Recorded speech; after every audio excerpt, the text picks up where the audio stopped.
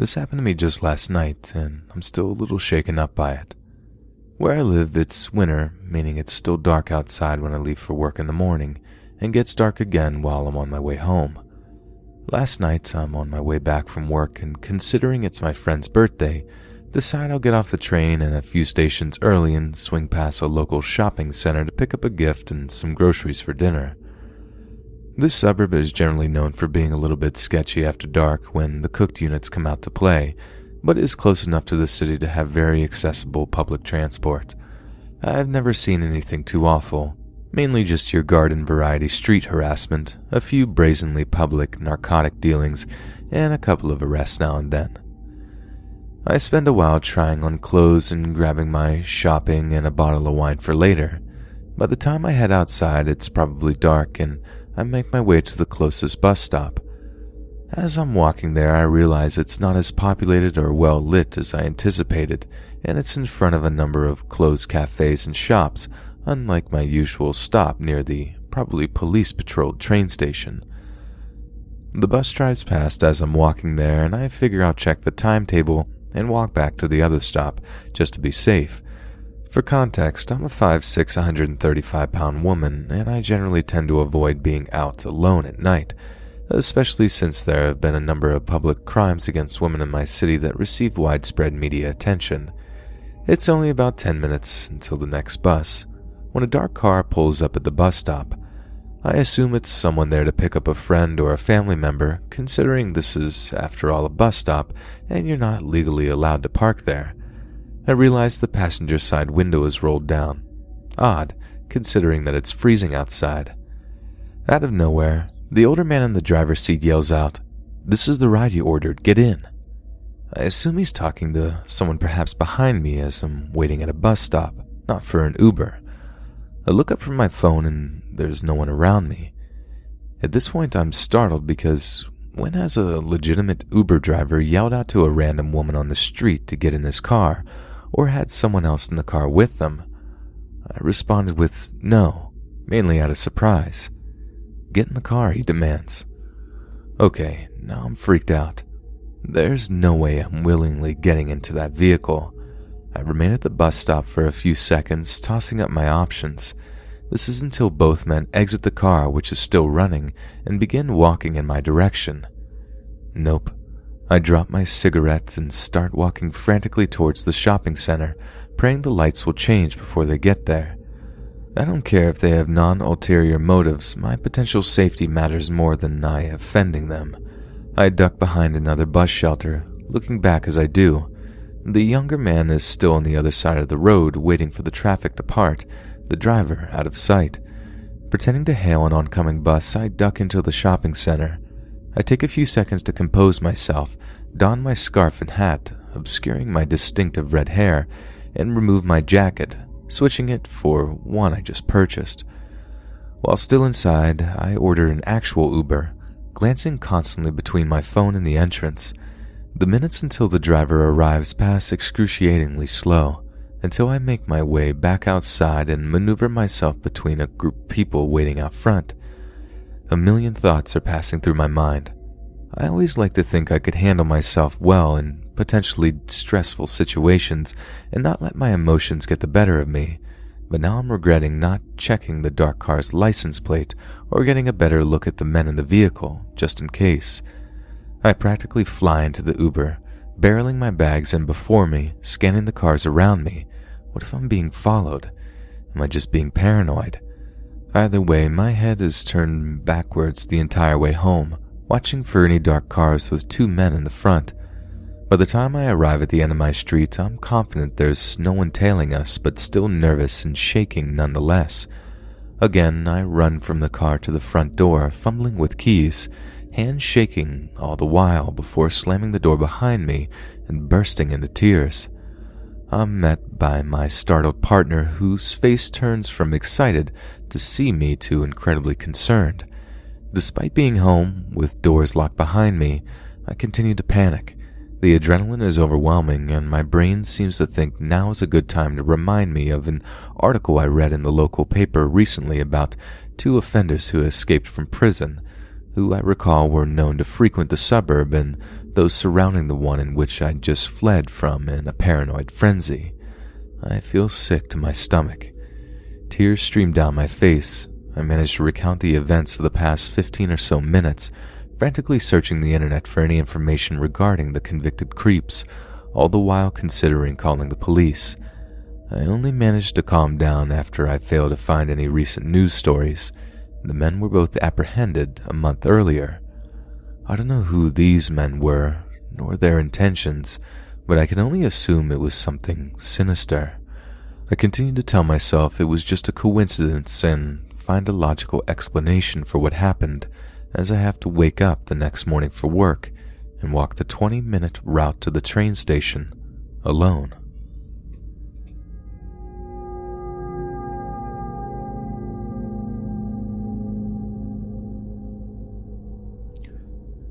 So this happened when I was 8 or 9 years old.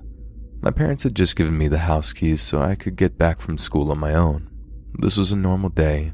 I was getting back from school with my friend who lived in my neighborhood. We passed by a lady who looked pretty normal, so we just ignored her. While we were talking, someone stepped in between us. It was the lady, and it wasn't even an a-hole move when you want to pass by two people walking together so you go in between them and walk away. She was walking along with us, as if though she was part of the conversation from the beginning. We started to walk faster, but she just kept up with us. Finally, I was across the street from my home. I said goodbye to my friend who went to his house, and the lady just walked away in a different direction. I opened the gate, stepped into our front yard, and closed the gate. When I opened the door to go inside my house, my dad was just going out to see what was going on, because he saw everything through the window. I told my parents what happened, and when we looked out the window, that lady was trying to open our gate. My dad rushed out to get her out of here. He asked her why she was going with me and my friend and why she was trying to get into our yard.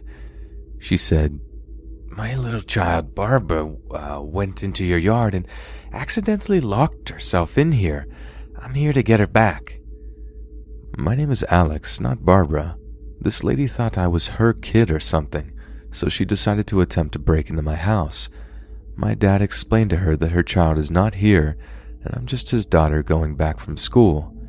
He got her to get away from our house, and she was still standing on the other side of the road. I looked out the window. She looked directly at me.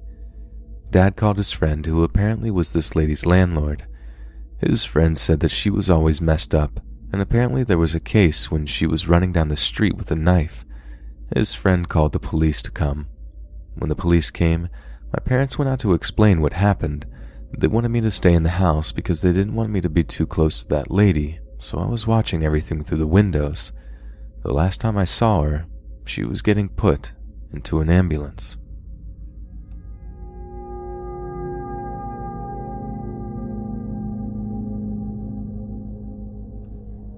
This started towards the end of my 8th grade year. Basically, my friend had this guy who was following her on Instagram, and he would comment on all of her posts telling her how pretty she is. Now, that wasn't super weird, but we found it kind of creepy because this dude was obviously in his late 50s and she was 13. And then he also started messaging her every day. Nothing overtly creepy, just mainly small talk at first. Eventually he finds my page and starts commenting, but I don't post pictures of myself online much, and basically all of it was just doodles and pictures of my dog. Now, this guy's account also mainly consisted of art, and most of it was actually pretty good, so I didn't mind him commenting on my art at first. Eventually, though, he also started to message me and try talking to me. Now, I have pretty bad anxiety, and I hate coming across as mean, so I wouldn't really respond with words unless he asked me a direct question. Mainly what I did was send just a heart or a smiley face. Stupid, I know. So this continues for a few weeks, and I learned that this guy can randomly blow up. I learned this because I had responded to a message from him asking my age. I told him I was 13, and then put my phone down because I had to help do dishes. When I came back to my phone, I had like 10 messages from him asking why I wasn't responding, and also telling me he was just joking. I was super confused at first as to what he could have sent that would have made me mad, and basically he had responded about how both me and my friends looked like we were 18. I found that to be kind of creepy, but I didn't want to confront him about it, so I told him it was fine and that I was just doing my chores, and the conversation moved on, and I made an excuse to stop messaging him for the day. One really creepy thing he did was when I posted a picture of my grandma's dog, which is a corgi, and put in the caption how much I love that dog. He liked that photo, and then a day or so later, he sends me a picture of a corgi he drew for me. I thanked him for it, and then he asked me to tell him my address so he could send it to me. I refused, but he kept asking me, telling me that it was a gift and he wanted me to have it. I had to send a message explaining that it was a family rule that I was not allowed to tell him my address and for him to drop it. Eventually, after a bunch of little creepy things, my friend blocked him, so he started ranting about it to me, saying how she shouldn't be creeped out by him, and he was just trying to be nice, and that if she had a problem with anything he was saying, how she should have just told him. He basically continued on like that for the next few days, and then he pointed out how he was following her backup account, and how he was going to start talking to her on that one. So I immediately told my friend about all of this, and she blocked him on her backup as well. It's amazing to what extent these weirdos will go to.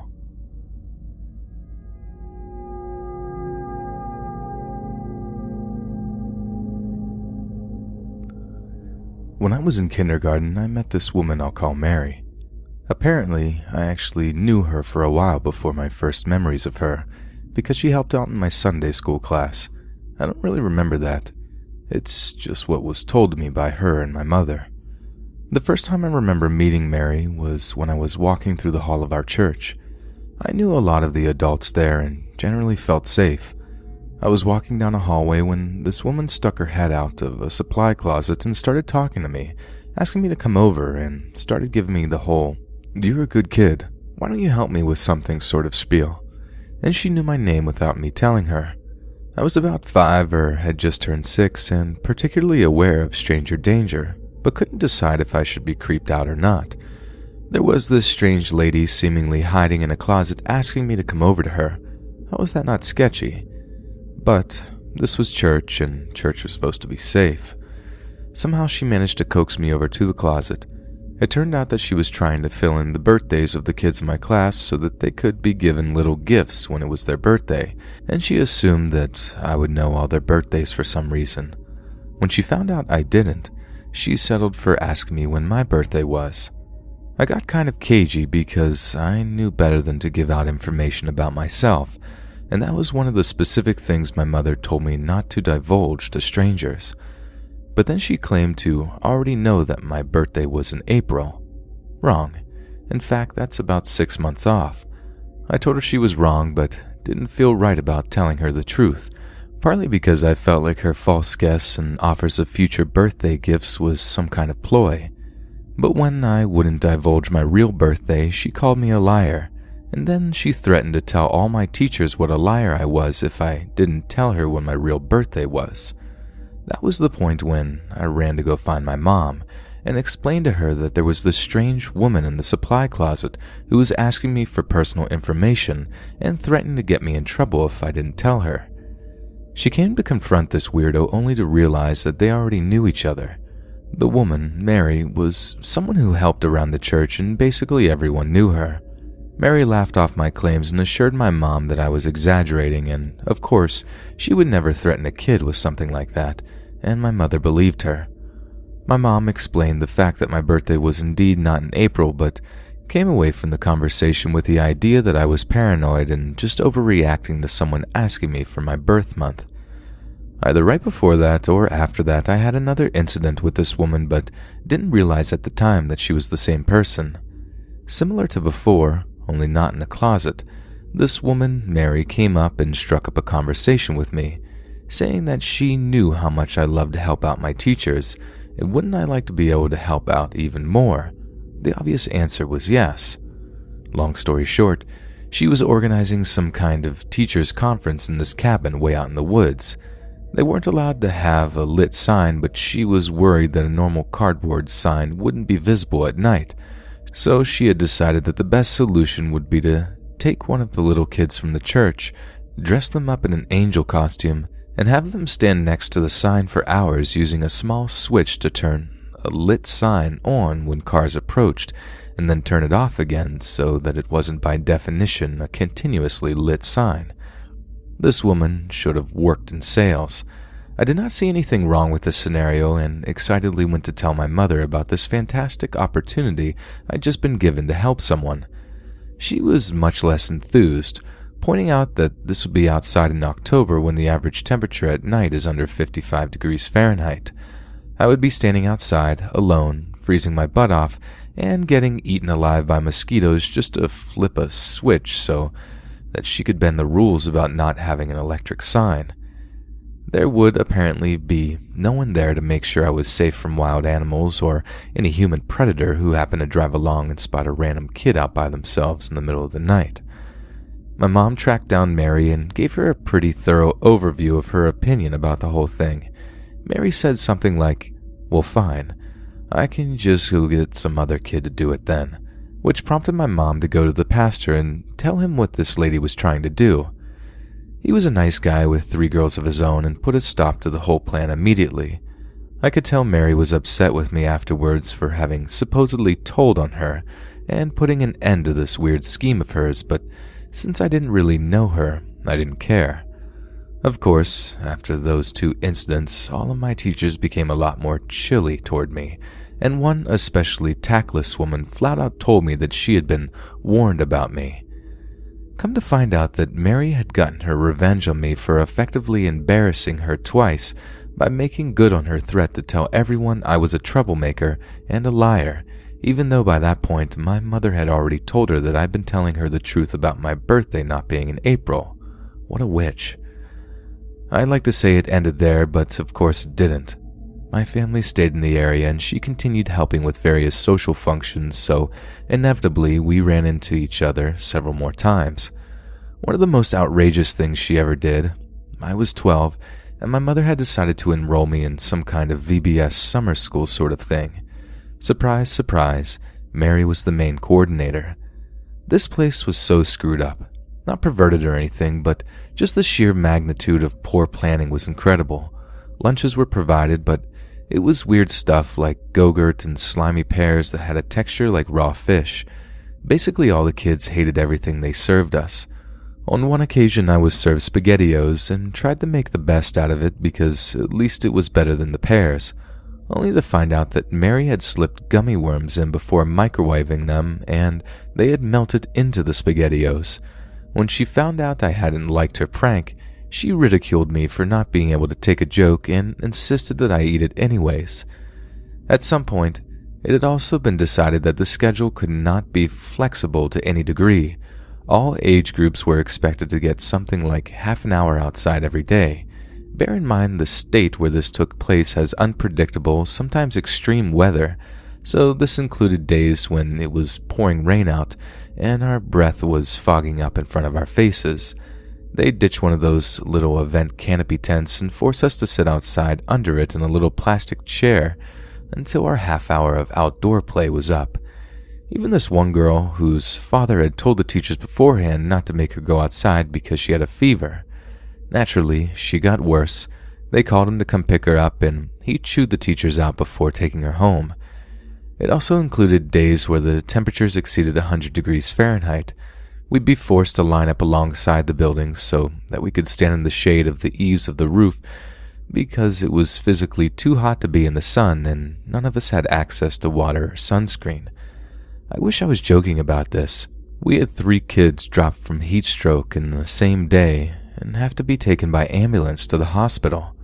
The sheriff personally came out and gave the teachers a massive tongue lashing, threatening to shut the place down if any other kids came into the hospital from there. Of course, then, they decided it was okay to bend their rules and keep everyone indoors instead of forcing them outside. There was a point to me mentioning all of this, and that is so that you understand the context behind what happened next. My mother was working overtime, and Mary had volunteered to drive me to this summer camp, since she was there every day. On this day, she had her niece and nephews in the back seat with me. Where this place was, it was out near the edge of town and mostly surrounded by crop fields which weren't in use. The area had a decent amount of traffic, but there weren't many buildings close by. On the left-hand side of the building, there was nothing but fields, maybe 2 to 3 acres. On the right-hand side, a tiny farmhouse, and beyond that, a pawn shop and then a gas station. So I was in the back of Mary's van with these other kids, and we happened to look out as we're passing the pawn shop, which hasn't opened yet. And there's this scraggly bearded man stalking around outside with a rifle or shotgun in his hands. Not like, gee, I wonder if it's open so I can sell my gun, but like he was either the owner and thought an intruder had broken in, or he was the intruder and was in the process of breaking in. We all started telling her in a panic about this guy, and she just tells us to be quiet, and then tells me that she knows I put them up to it, and that when we get there, she's going to tell all the teachers not to listen to me. That day, inexplicably, the schedule that was never changed unless the sheriff threatened the teachers was randomly changed so that my class was sent outside immediately instead of later in the afternoon, and the doors to the building were locked so that we couldn't go back inside even to use the restroom. I spent like an hour fearing for my life because I knew that if that guy robbed the pawn shop and tried to escape by foot, there was nowhere for him to run to that had cover except our building. I even begged to call my mom, and Mary refused to let me anywhere near the phone, saying that my mom had better things to do to be bothered by my stories. So yeah, basically the coordinator of the summer school changed the whole schedule for the day and locked a bunch of kids outside just to get back at me for truthfully reporting seeing a creepy man with a gun nearby, and also forbade me from contacting my parents, which she was never supposed to do. My mom was ticked when she picked me up and learned that I'd been forbidden from calling her when I felt I needed to, although she didn't realize the full context of the situation until later when I had a chance to explain it better. It doesn't even end there, although I wish it did because the last part was the worst series of events that had ever happened to me. I guess it was kind of a perfect storm. From 6 to 10 years old, I had been best friends with this boy, whom I'll call Michael. Not boyfriend-girlfriend, but real true best friends. I don't think we ever really argued about anything, except maybe his father, who seemed nice but always seemed to try to spin whatever I said into some kind of innuendo so that he could complain about me to my parents, like getting on my case about having mentioned the term pussy willow once, or claiming that the word pooter was grossly offensive when he knew that was the alternative my parents made me use instead of fart. I got some weird vibes from him, but not enough to warrant his own post. Michael and I were inseparable up until his family decided to move 3 states away, after which they only occasionally dropped in to visit every couple years. When I was 14, they dropped in to visit again, and so on Saturday, I was invited to stay over at the house where they were staying while they were in town to catch up with him. I also had been friends with a girl I'll call Julie, who was my age, and Michael had been friends with Julie's younger brother Nate, who was his age, so Julie and Nate and their parents were also there visiting with Michael and his family. I had grown apart from Julie due to other reasons, but having everyone back together was fantastic. I was on cloud 9 all day. Julie's younger brother had been a bit of a handful when he was little. He had temper tantrums, kicked small animals, randomly screamed at me multiple times, and would sometimes cry for no reason while claiming that somebody else had hurt him. He was severely, in my opinion, bullied by his sisters, so I never took any of it personally or really considered it his fault. Since I hadn't seen much of him or his sister in years by this point, I had no idea how he was getting along, but because he was so much more grown up, 4+ years had passed, I assumed he'd just grown out of it. That afternoon we were all playing tag in the front yard, which was sort of a U-shape and surrounded by hedges. At some point I lost sight of the others. I guess they had gone inside or something. I was at the end of the U that was near the garage door, playing fetch with Michael's dog and this big walking stick, when I heard Julie's mom call my name from the other end of the U, which was near the house's front door. I took the stick because I thought leaving it lying around would be rude and started running around this U. Apparently when Julie's mom had opened the door and called my name, Nate had darted out the door and come running around the U to come find me. Only he didn't say anything and I didn't know he was there. We were both closer to the inside of the bend, and when we reached the middle there was no chance to stop. We ran straight into each other. He landed flat on his back and I nearly fell over too. His chin hit me hard in the collar though. We just stared at each other in shock for a second. Finally I reached a hand forward to help him up and ask if he was okay. Immediately his eyes filled with tears. He started screaming, seemingly in pain and in absolute terror, and turned around and bolted back the way he'd come. I knew he had to be bruised at least as badly as me, but was also totally confused. The way he was crying, I was afraid he might have broken an arm or a leg or something. But if he was hurt that bad, then how could he run so fast? Or if he was afraid, what was he afraid of? I ran after him feeling like there was an axe murderer behind me or something. I reached the door, but nobody was there and it was closed and locked. I knocked and Michael's mother answered it. She saw me still holding the walking stick and looked confused but let me inside. I could hear Nate screaming and crying in the kitchen. His mother had him up on the counter and was looking at him, trying to figure out what was wrong with him. She seemed just as confused and scared about the whole thing as I was, and then he saw me and immediately pointed and screamed, "She beat me with a stick." He just screamed the same thing over and over. I didn't know what to do, but seeing me seemed to make him hysterical, so I left him with his mother in the kitchen. I wanted to go find Michael and the others, but Michael's mom refused to let me go downstairs where he and the others were, so I just stood by myself in the foyer next to the door and tried not to panic. Maybe Nate hadn't grown out of crying wolf about other people hurting him, but this was way different from what he'd been like when he did that as a little kid. This time he seemed hysterical and he seemed like he legitimately believed what he was saying. I had been holding the stick when we ran into each other. Even though I certainly didn't hit him with it, maybe he didn't understand what had really happened. I tried to go back into the kitchen thinking I should try to explain to his mom what had happened, but Michael's father stopped me. I don't even know where he came from. I must have been really freaked out because, from my perspective, it seemed like he just appeared in my way. He told me not to go into the kitchen. I tried to explain that I needed to talk to Nate's mother and explained very shakily that Nate was telling her I'd attacked him, so Michael's father asked, "Did you?" I told him no, of course not. He pointed out that I didn't seem to be hurt at all, which I refuted, telling him I'd gotten my own bruises from running into Nate. He asked for me to show him. I said no. He asked why. I pointed out, unnecessarily I think, that I was a 14-year-old girl, and so I couldn't just take my shirt off the way a 12-year-old boy could. He asked me why again, and persisted in stating that I needed to show him, and that if I didn't, he couldn't help me because I refused to give him any reason to think that I was innocent. This miserable sod, who had known me growing up and had allegedly been a close friend of my family for years, and knew that I had never hit another kid in my life, was essentially trying to blackmail me into undressing in front of him. I still feel angry just thinking about it because the entire time my family had known this, he had always come off as this perfect, kind, and caring father, and he always found things to nitpick in whatever I said. Even as a first grader who didn't know what anything was, somehow I was allegedly spouting all kinds of innuendos all the time, and now this. I've learned as an adult that people who talk excessively about a topic generally do so because it occupies their own mind too frequently, and it makes me wonder if maybe that wasn't his problem all along. If not, I don't know how to explain anything. All I know is that night it was like everyone I knew had gone insane at the same time. But I did say no to him and went into the kitchen, more to get away from him than anything else.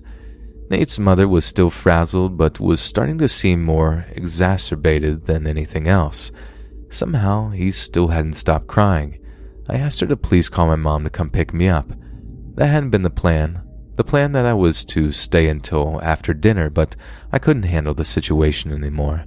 She could see that I was shaking and agreed. I asked Michael's mother if I could say goodbye to any of the others, but she didn't want me anywhere near them. My mother was tense and quiet all the way home, and I was afraid of what she might have been told over the phone. She asked me once if there was anything I wanted to tell her. I panicked and said no. The next day was Sunday. I habitually stayed with the adults instead of going to the teens class because the teacher, who was coincidentally Mary's husband, picked on me sometimes. In retrospect, I should have spoken up about that, but I was an insecure teen and thought I might be oversensitive and wasn't really sure how much of what he said could be considered harmless ribbing. The end result was that I didn't see Julie, so I had no idea how the situation with Nate had resolved until after church was over. The phrase, news spreads like wildfire, doesn't even begin to fit the bill. It was like everyone had developed telepathy. I overheard part of the story from Nate's mother while she was telling it to Mary. Nate had continued to insist even after I left that I had savagely attacked and beat him for no reason. He had some pretty nice green bruises that seemed to back up his claims.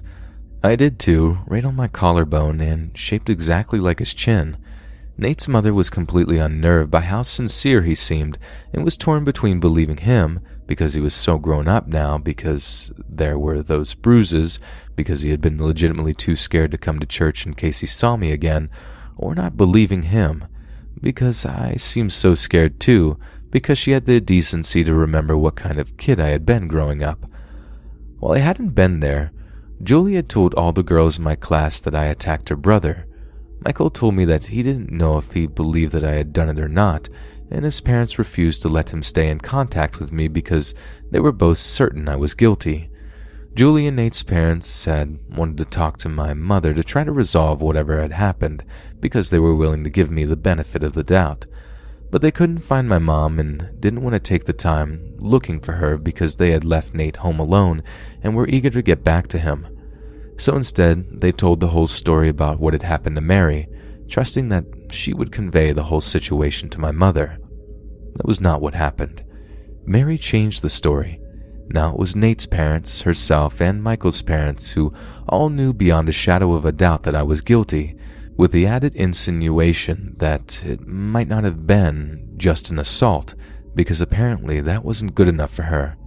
Yeah, she decided to play that card just for the sheer fun of it.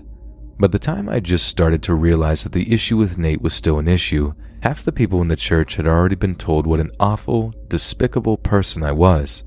The head of the youth ministry personally sat me down to tell me how unacceptable my behavior was. I had former teachers I hadn't seen since first grade coming out of the woodwork to tell me how disappointed they were in me. Everyone flat out refused to hear my side of the story. They already knew everything, they said. Nothing I said could make up for what I did. Mary had already told them that I was a rebellious, lying kid, a troubled child, and had stuck to that story over the years, including during the pawn shop incident, so it seemed like there was precedence. She'd been building off the same claims about me for 8 years by this point. Why would anyone believe in a lying, rebellious, troubled teenager over a charismatic adult who was always doing her part to help the community? Mary was so disgusted with me, her words, that she refused to speak to me. She specifically told her yarn to everyone but my mother, having learned earlier on that my mom was not going to stand for baseless rumors and accusations about me. Mary was of the opinion that my mom was in denial about what an awful kid I really was. Mary's husband, my current youth teacher, somehow snowed me into thinking that my mom knew about everything, and that I shouldn't try to talk to her about it because she was so angry with me that she would basically explode on me. I spent the next 2.5 years despised by almost everyone I knew.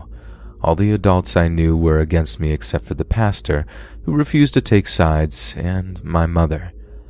Mary's husband continued to make snide remarks and insinuations whenever he thought they were vague enough that other adults wouldn't know what he was talking about.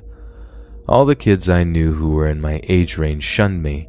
Even when new kids came in who didn't know any better, they were quickly told to stay away from me, ruining any chance I had of making new friends to replace the ones I'd lost. Even random strangers in the grocery store would glare daggers at me, sneer at me, or just watch me with creepy disapproval.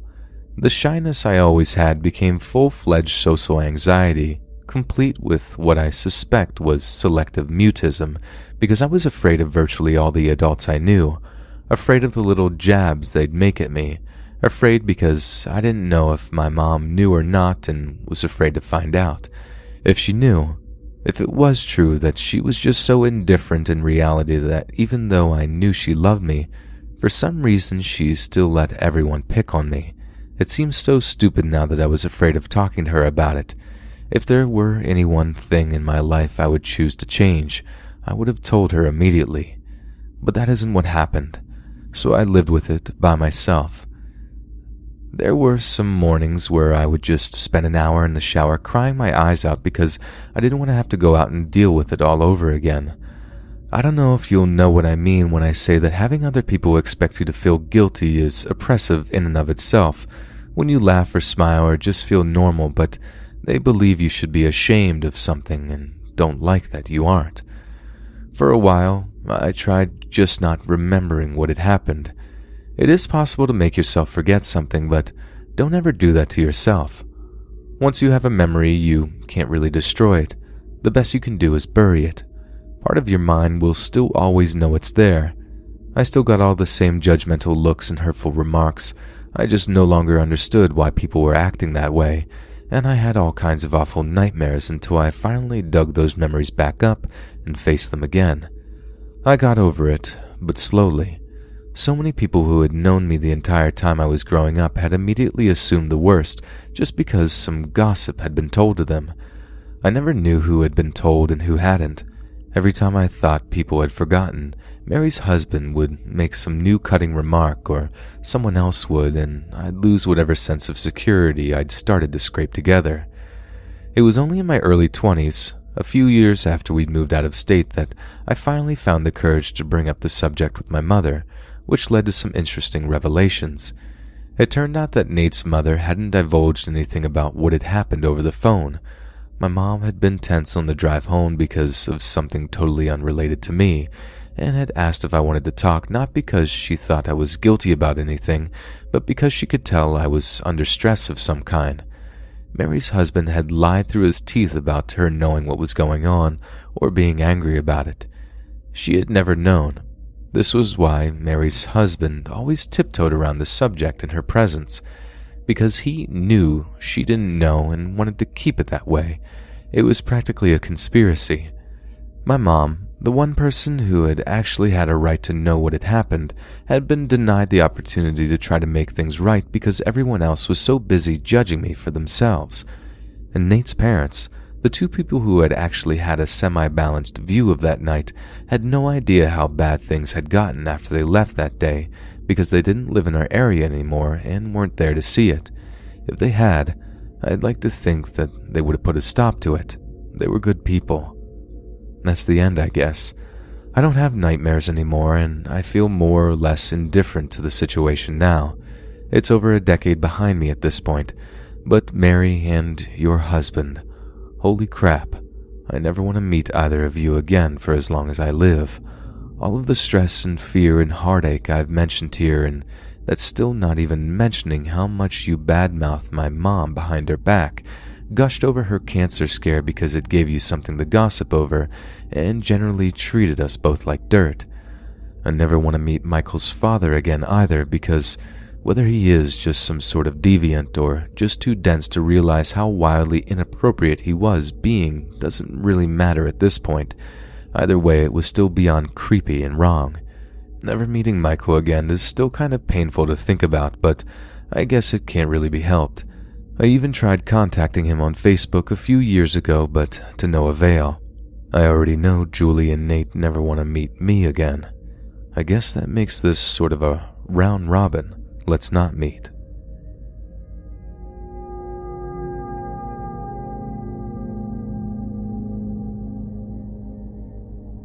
When I was 16, I got a job working as a barista at the local Caribou Coffee. I was in high school, so I worked closing shifts. My first job was at a hospital, so I was used to nights, and I thought that Caribou would be less crazy than a hospital. On my very first shift, at 9 at night, the store was completely empty. The girl who was training me decided to go in the back and do the dishes. She went outside and smoked by the trash, leaving me alone to run the store. We closed at 9:30, and it was Tuesday, so she didn't think anyone would come in. Well, a few minutes after she left, this guy comes in. He's a giant. I'm 6'6", he was taller than me, and looks like Hagrid. Scruffy, beard, curly hair, built like a barrel, but he had a ring of either psoriasis or acne around his face. He's got those eyes that shook me to the core. Crazy Charles Manson eyes. He's completely drenched in sweat, and he can hardly breathe. He comes to the counter and grabs a ginger ale right out of the cooler, opens it, and pounds the whole thing in one go. He takes another one, opens it, looks me dead in the eyes, and says, I don't feel so hot. Bam, collapses to the ground. I kept trying to call my coworker over the headset, but she was out of range. I was so scared. I was gonna call 911, but my phone was shut off. The store phone was in the back room, but I wanted to make sure that this guy was alive first. So I run around the counter to try to help him. I kept asking him, "Are you okay? Are you okay? Do you want me to call an ambulance?" But he just kept shaking his head. I started to get up to go get the phone to call the police, and like he read my mind, he grabbed me by the arm, pulled me down to his face, and said, "They can't help me. No one can help me. I'm fighting a spiritual battle, and I'm losing." Well, my idiot self decides, okay, let's just hear this guy out. So I get him off the ground and sit him in a chair and ask him what's wrong. He starts rambling on and on about his mom and his stepdad. I kind of disassociated so I didn't get everything. My heart was pounding because I had a feeling that this guy was not only crazy, but that he would hurt me in a heartbeat.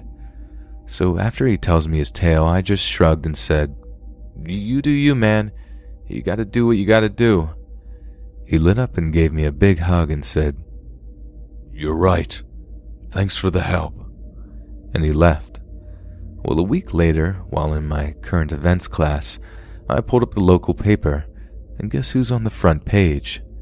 This guy's mugshot with the headline, "Man strangles stepfather to death in the street."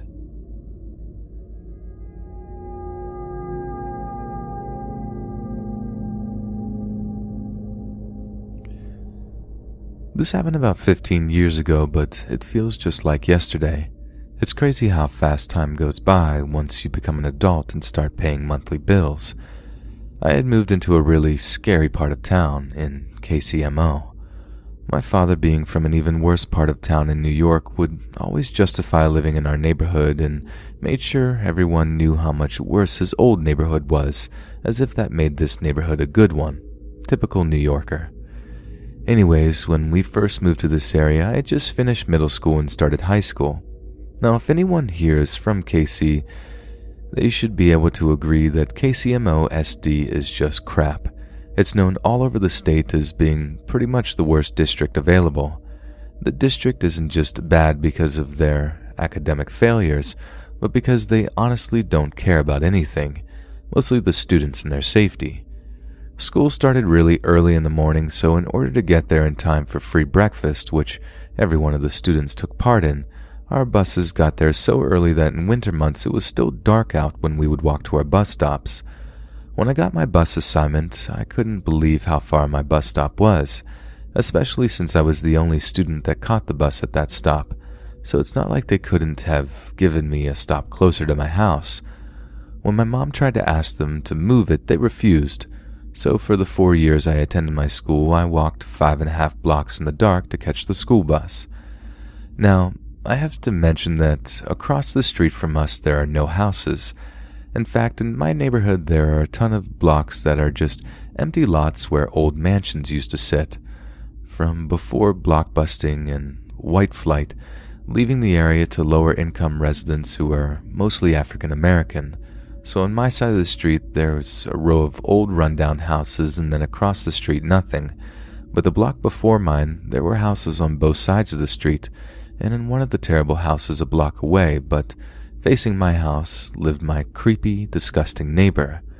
This guy was most likely in his late 20s or early 30s, and without a doubt had some sort of learning disability. In fact, I heard at one point he was quite normal but took so many drugs that he ended up with seizures and completely fried his brain. I also called him gross because he was. He never showered, he was always dirty and dripping with sweat, but no one paid him any attention due to him looking and acting just as weird as the homeless people and addicts that frequently hung around the block. For a long time, any time I would pass his block, he would be standing outside, and when he saw me, he would wave, oftentimes running up to me and trying to get me to talk to him, but I would ignore him and go home. Everyone knew that he had a thing for me, but brushed it off as being harmless due to his mental illness. This often angered me because, even though he wasn't all there in the head, that didn't give him the right to make me feel so weirded out all the time, and I was only 12 or 13, so he shouldn't be talking to me all the time or asking me to give him a hug every time he saw me. Ew, I wouldn't touch him if you paid me. This behavior happened so often that people around the neighborhood would joke about it and just laugh when he would say something like, "She's my girlfriend," or "I'm going to marry her one day." Even my parents would laugh about it rather than listening to me when I would tell them how uncomfortable he made me and how the behavior was actually getting worse the older I got. Fast forward to a few years later, one summer morning I was woken up by my stepmom, who wanted me to go to the door and give the creepy guy some loose cigarettes. I guess he woke her up by banging on the front door for 15 minutes, and when she answered, he asked her who was home. She wouldn't tell him, and then he asked if he could come in. She told him no, and he tried to get inside, so she pushed him out. He then asked if he could just have a hug, and she told him no and that he needed to leave. He finally agreed to leave if she would just give him a few cigarettes, so she decided to make me give them to him, because of the fact that he creeped her out. Sure, thanks, Mommy dearest. I gave him the cigarettes quick and slammed the door and locked it. The behavior continues, but not as often as it's summer and I'm not riding the bus. But when school started, I had to ride the bus, and almost every morning and evening there he was. Then one morning, it was really dark, and for some reason I decided to walk to the bus in a direction that I normally didn't. It was behind my house, which would make the bus stop a straight shot after that, except instead of him just waiting for me at his house, he decided to follow me. He must have been watching me. The worst part about my decision was that the block I was walking towards was one of those empty blocks. One side was a gigantic church that someone had attempted to build but never finished, so it was abandoned. The other side was an empty lot. I was walking further and further towards the middle of the block where we would be completely alone. I couldn't run back home because he was in that direction and could catch me, and I couldn't run further into the block because he would probably catch me and we would be in the middle of an empty city block. I started to freak out. I'm scared. I just knew that this was it. This was his opportunity. This is what he had been waiting for all these years. He was getting closer and closer, so much closer. I lost my mind. I flipped out. I went off. I freaked. All of the anger and all of the fear that I had harbored through the years came spilling out of my mouth. My actions, all of it. I pulled my hair, jumped up and down. I spit. I cussed. I threw my shoe. I wanted him to be so scared of me that he never messed with me again. I started running in circles around him as he cowered, literally in fear of my sudden behavior. I made him feel the way he made me feel since I was 13 years old. "Get away from me, I'm crazy," I howled. "Don't you understand? I'll end you if I need to. Stay away from me. Stop following me. Stop talking to me. Stop asking me for hugs. I can't stand you, and if you don't stop, you'll regret it." He stood stunned, shocked, and honestly scared of me. He suddenly began walking backwards towards the way he followed me. "Jesus, girl, I'm not following you. Bye." He ran away from me and honestly never bothered me or my family again. Later on, I told everyone the story, but no one really understood how scary he was. They all figured he learned his lesson, but that I was fine the whole time. Jerks.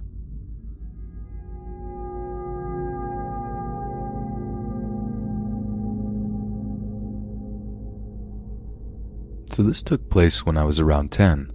I live about a block away from a park. There's a path that leads through it and comes to a T. Left leads down to a lake, right leads across a wooden boardwalk, around a swampy area and back to a main road. I was at this park one Saturday night with a friend, Charles, and he was about 13. It was probably midnight.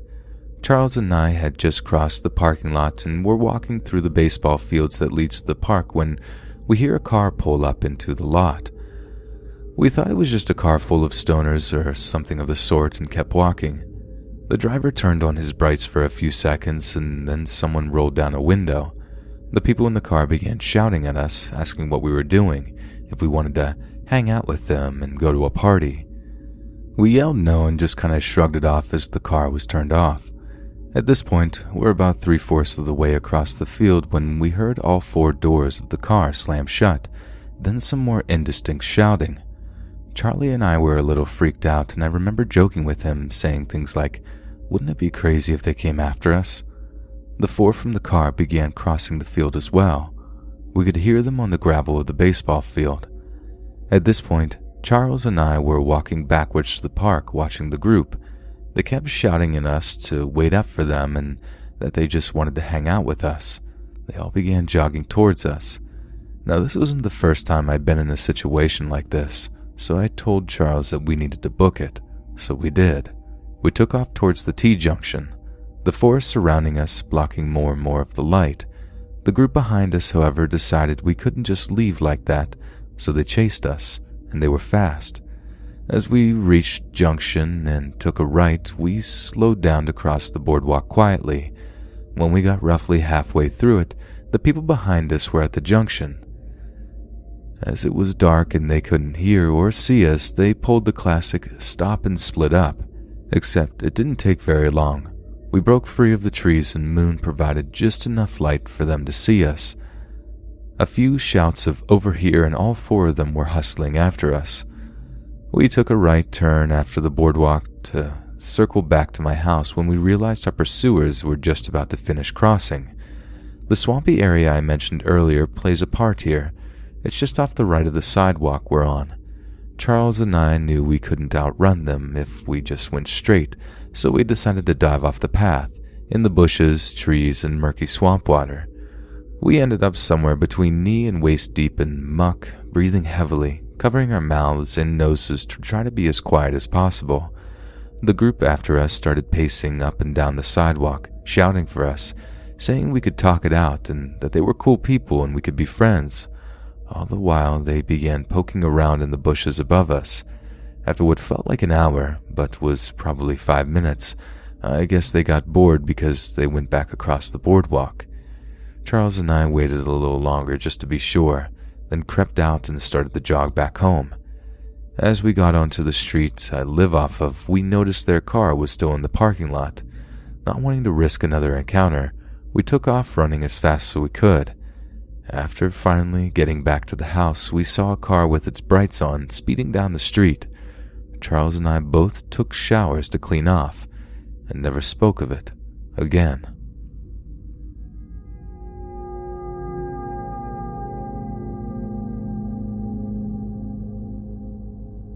I'm a 20-year-old girl. 2 years ago, I started studying at my chosen university, thanks to which I had to move to one of the biggest cities in my country. I rented a flat in a residential block. As I learned, the area was calm and quiet, but definitely not fancy. I got used to living there pretty quickly and made a lot of new friends. Not long ago, I decided to go to a party with my friend and her boyfriend. The event was taking place quite far away from the flat, but seemed fun enough to give it a shot. We danced a bit, talked, and laughed. Eventually, we got tired and decided to go home. They were going together and I was going alone. I wasn't too concerned since I've done it a lot of times before, not to mention it was Friday, and even if it was around 2 a.m., there was still a large number of people around. I was walking and listening to music on my headphones. The air outside felt quite refreshing after the hours of partying. Eventually, I got to the front door of my block. At this point, I felt completely safe since I was pretty much at home. I was looking for the keys in my purse, however, I had some troubles with it since it was dark. Suddenly, I heard footsteps behind me. I looked there and immediately felt paralyzed. Just a few steps away from me, there was a man who was almost completely naked. The only thing he was wearing were boots. He was walking past me very slowly and kept his eyes on me the whole time. I'm not quite sure if it was because of the panic, but I especially remembered his expression. It seemed calm and collected, but there was some creepy wilderness in his eyes. I remember them as very dark. He kept them focused on me, which made me feel even more unsettled. This man seemed to be in his mid to late 20s, maybe even around 30. I'm a girl of a very petite build. I'm only about 5 feet 2 inches, and I remember thinking I could never overpower him. I looked away from him, pretending not to be bothered, and tried to focus on finding the keys. I simply couldn't do it though, which made my eyes fill with tears of frustration. I felt like I was in danger, but at the same time, I was so close to safety. Meanwhile, this man walked a few meters past me. I didn't look at him, but I felt that he kept on observing me and my desperate attempts on finding my keys. Something told me to check if my feeling was right, and I looked in his direction quickly. Of course, he kept his focus on me all that time. Once he saw that I looked at him, he turned back and started walking towards me again. My heart starts to pound even faster as I tried to find the keys even more desperately, knowing he's pretty much attacked the doors with it and jumped right in. When I turned back, this guy was just standing there, looking at me through the window. The thought of how close he was getting to me before I jumped through the door seemed absolutely terrifying. We stared at each other through the window for a few more seconds, and then he turned right and left. I finally felt safe. By the time I was in my room, it was almost 4 a.m., and I had no idea what to do with myself. I called my boyfriend, who insisted that I should call the police, but I was too scared and tired to do this at that time. I kept on thinking about the what-ifs and how lucky I was that nothing happened. After that, I decided to stop walking by myself at night, and if I absolutely have to do this, I call somebody and talk with them till I'm in my flat. This whole situation taught me that danger can be found in any place, even the one you feel safe in.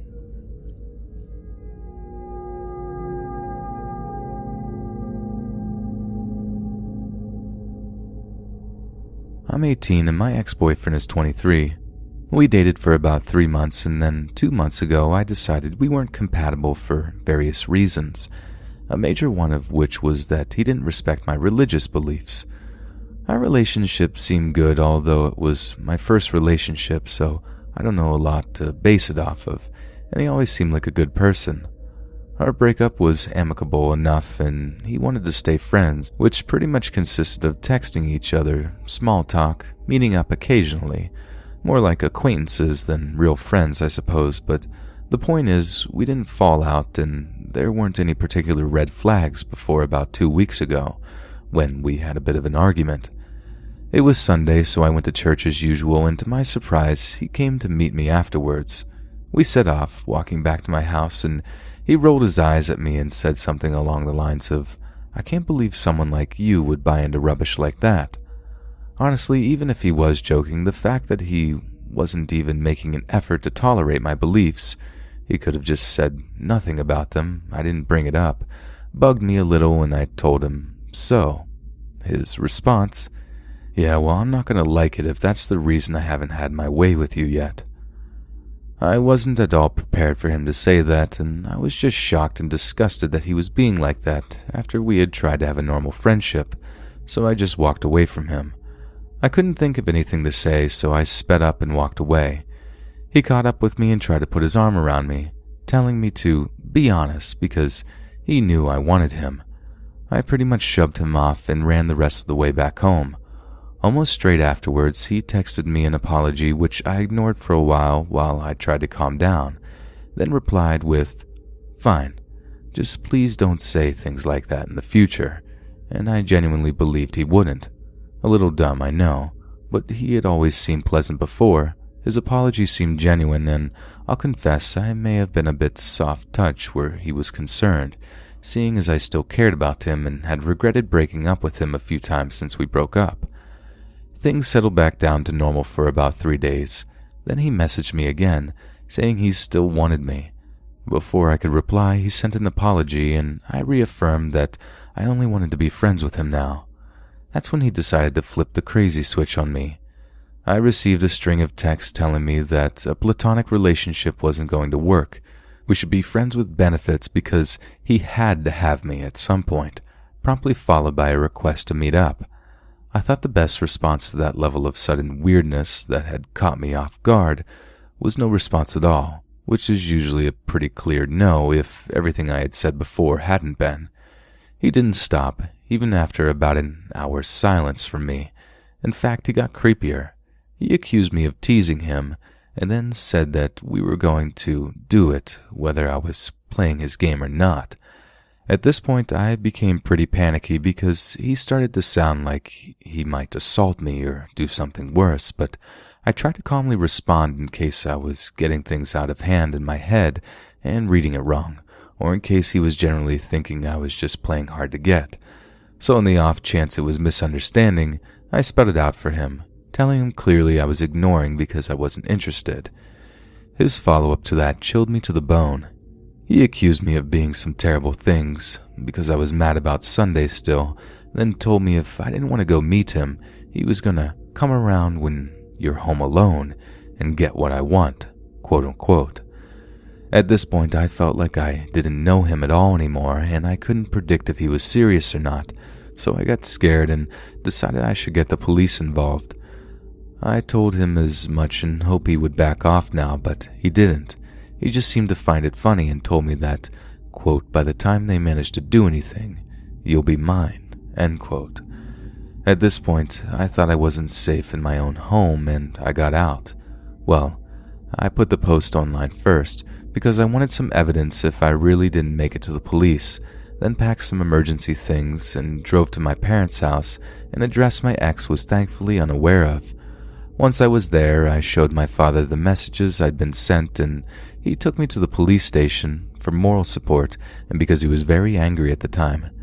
The police did drive-bys at my house that night because we were concerned about break-ins after threats to come and get me, and happily, no one tried to break in. Even so, they took my ex in for questioning in the morning. A police officer handling this got in touch much later that day and told me that he had adequate evidence for me and detaining and questioning him. I gather he basically admitted it, wasn't very repentant about it, for me to press charges. Currently planning to charge him with harassment and threatening behavior. After that, he was released on bail with conditions not to contact me. I wish I could say that's the end of it, but I'm suspicious that he has contacted me. 2 days after the original texts were sent, I worked the breakfast shift at the cafe I work in, and not long after I arrived, some flowers with a card were delivered. The delivery person had clearly been given my name since he asked for me by name. The card was the creepy part, though it was written to order thing and probably toned down quite a bit in comparison to what he might have written personally. It made my skin crawl. First off, it started by calling me love, referred to this incident just as a falling out, apologized like it would make me feel better, then said that I should apologize to him too because we both took it too far, then said I'd be happier if we got together again. It wasn't signed by name, but it isn't hard to tell who it is. But I don't have hard evidence, so I don't know if I can say that he's violated his bail conditions. I did report it to the police, but they didn't have much they could do either, given the lack of proof it was his. I've also had similar issues with social media, some weird Facebook friend requests I've deleted that I think were from him, but nothing serious, thankfully. All I can really say to finish this, or at least hopefully finish this since I'm praying this is not an ongoing story, is to my creepy ex.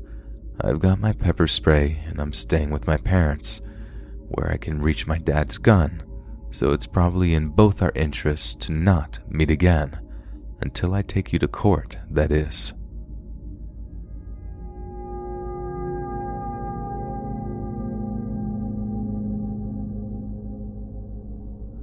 So this happened 10 or so years ago.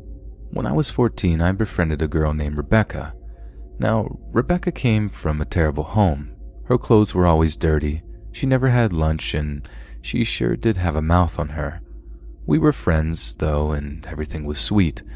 My mom had a bad upbringing as well, so she didn't mind Rebecca coming over to have dinner with us every night. On more than one occasion, my mom bought clothes and underwear for her. I cannot stress this enough. We treated her like family, which makes what happened all the more messed up. Rebecca and I ended up having a falling out. She dropped out of school, and I didn't see her for a while. Fast forward a few months, and I'm waiting at the bus depot to go to a mate's house. I see Rebecca, and she's hanging out with a group of girls who come from a well-known violent family in a small town. These girls were and are always picking fights, intimidating others, and just generally terrible people. The kind of people who start a fight if you looked at them for a second too long. I didn't want to look at them, but I could see in my periphery that they were all looking in my direction, pointing and laughing. I decided to walk to the bay where my bus was supposed to be, and they followed. Just before my bus pulled up, the leader of the pack came up to me and said something about her knowing that I called her something terrible and I was going to get what's coming to me. Now, I never said a word about her in my life. It was obvious Rebecca was the one feeding her these lines. This went on for a while. I would be hanging at the local shopping center or be at the bus depot and see them in the distance, causing me to hide or run. Sometimes they would see me and run after me. Other times they would just yell stuff. I didn't know what it was at the time, but my anxiety was crippling. I was constantly terrified. So one day, I'm in a jewelry store with my friend. I look up and see Rebecca and one of the girls walking past the shop. I immediately turn around in hopes that they wouldn't recognize me, but it was too late. Rebecca comes in and starts letting out this stream of abuse at me, telling me she's going to beat the crap out of me and that I'm all these terrible names. My friend ran away, and I'm looking at the shop workers with pure terror on my face, but all they are doing is telling me to get out because they don't want us to break anything. I felt so alone. Rebecca's friend is egging her on, telling her to give it to me before security comes. I can see that Rebecca is hesitant, but she also wants to seem tough in front of her friends. Now, I don't know if it was the adrenaline going through me, or she just threw a terrible punch, but I managed to grab her fist before it hit my face. I think it surprised us both. Rebecca and her friend ran away. I'm crying. The shop people are yelling at me to leave, but the girls might still be in the shopping center, and I'm so scared to run into them again. I end up leaving and calling my mom on a payphone. She knew what had been happening, so instead of me catching a bus home, she said she'd pick me up. Our house is a 10-minute drive from the shops, but Mom's didn't show up until 15 or so minutes later. When I got in the car, I was frantic, asking my mom why she took so long. She informs me that as she was driving, she saw Rebecca and the other girl walking. She pulled up and yelled out to Rebecca to leave me alone. Rebecca tells my mom to buzz off, so my mom grabs her by the shirt, pulls her close and says it again, while also adding that she'll personally flog Rebecca if she tries to hurt me again. My mom is an incredibly kind and patient woman, but she will not tolerate things like that towards her children.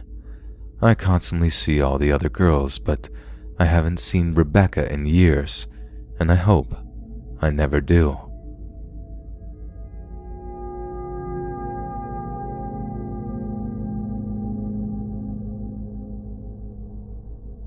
Probably around 2 years ago, I had gotten a job at a certain Australian rip-off steakhouse in my hometown. I was really excited to start this job because it had been the first time I had had a job while in school that year due to how busy I was. It was nice, healthy distraction from constant schoolwork and extracurriculars. Plus, I was getting paid. Being able to afford food was a fun thought. I don't think I had ever been so excited to buy hamburger meat. My days there were a lot of fun, but we had this one horribly mean manager named Steven that would get super upset and angry at other employees, but he would never get upset at me. Steven was probably in his mid-60s and was the kind of guy you could just tell hadn't been happy with how his life had turned out. Now, I was a super hard worker and liked my job, but there were definitely some times that I deserved to get yelled at, but he never would. Like he never raised his voice at me. All of my coworkers started making jokes that I was Steven's favorite. It got to a point where I would be on shifts with some other girls and he would rip into them for stuff that was definitely wrong on both of our parts and would never touch me. Eventually, I wasn't capable of putting up with the poor treatment of my coworkers anymore and pulled another manager, Elliot, aside to see how I could file a complaint and get justice for my fellow servers. Elliot and I had become super close since I started working there, and when he sat down with me, he held me as I cried over my uncertainty. This job meant the world to me and I didn't want to lose it. He reassured me that I was all right and that he would handle it.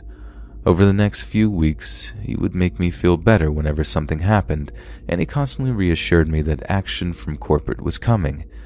About 2 months after the original complaint, I had decided on taking a vacation to Texas to visit my mother. I said bye to everyone at work for a whole 2 weeks and had so much fun hanging out with my mom, easily the break I needed from the work environment. Not too long after I get back from my vacation, I come back to work, and just after a few shifts, I realized that Elliot isn't there anymore. I figured that Stephen had fired him for standing up, and I was livid. In my anger, I started talking to my coworkers about the crap, and they all looked confused and baffled by what I was saying. After stopping mid-sentence and asking them why they were looking at me like that, a coworker corrected me and told me that that's not why he got fired. Elliot had been caught keeping 2 8-year-old boys in his basement. Elliot was arrested, and that's why he was fired. Apparently, he also had been caught in the past for publicly urinating on a 7-year-old and beating his own children who had gotten taken away from him permanently when he went to prison the first time. Both boys were safely returned to their parents, but they'd been there for at least 2 months, from what I remember.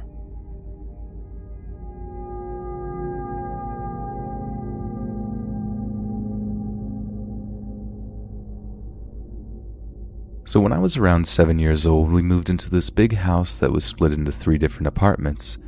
It was a light blue shade, so everyone called it the Big Blue House. I had a sister a year younger as well. We lived in the upstairs apartment.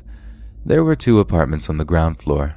In the front apartment lived a couple with their teenage son, and my parents knew them very well and had actually known them most of their life. They lived in the apartment for a long time. But the 3rd apartment is where people seem to come and go. I still remember a certain tenant who was a lady in her 40s that had a daughter around the age of 4 years old. She would scream at her daughter that it wasn't her fault. Her father decided to go be with some woman. So even at the age of 7, I knew that this was very odd to tell such a young kid that her father was dating someone terrible. The little girl would even tell me sometimes, "My dad is with that woman again." But this story is about the tenant who moved in after she left. He was just a single guy in his 40s as well. He was very friendly. Now, my mom was an addict and would take off for weeks at a time, and my dad had to work full-time to care for us, so we were left alone, often. If not with the teenage son of the couple who lived on the front apartment. He would babysit us sometimes, but half the time we took care of ourselves. I remember hanging out inside the apartment of the couple with the teenager often. My parents loved them and they were good people, and we hung out inside their apartment a lot. Well, sometimes when all of us kids and adults were there, they would invite the man next door to come over and hang out. This man carried a camera with him at all times. He loved taking our photos, and since we were young girls, we loved having our photos taken. So, he would take a ton of pictures of us in full view of the adults and tell us he would print them and give them to us when they were ready. I don't recall this man ever asking us to enter his apartment or take photos alone, but he was overly friendly and seemed to enjoy taking our photos a little too much. He would also photograph our older cousin, who was a 16-year-old girl at the time. If I remember correctly, this lasted about a month. The next thing I know, my dad is telling me to never go into that guy's apartment or speak to him at all. After listening in on the adults talk, I find out that someone entered his apartment, though I don't know if it was a landlord or friend, and discovered that he was developing our photos and cutting our faces from them, and pasting our faces onto the bodies of models on other pictures. He had them plastered all over his walls, 7-year-old girl faces on these model bodies. He moved out within days. I'll never forget hearing about that, since I have no idea if the cops were called or what happened to the guy and the photos afterwards. So even to this day, I don't even know if this creep may still have my childhood photographs somewhere. Hey friends, thanks for listening. Be sure to subscribe and click that notification bell to be alerted of all future narrations. If you got a story, be sure to submit them to my subreddit, or Let's Read Official, and give and receive feedback from the community, and maybe even hear it featured here on the channel. and grab early access to all future narrations for just $1 a month on Patreon, and maybe even pick up some Let's Read merch on Spreadshirt. Links in the bio. Thanks so much, friends, and I'll see you again soon.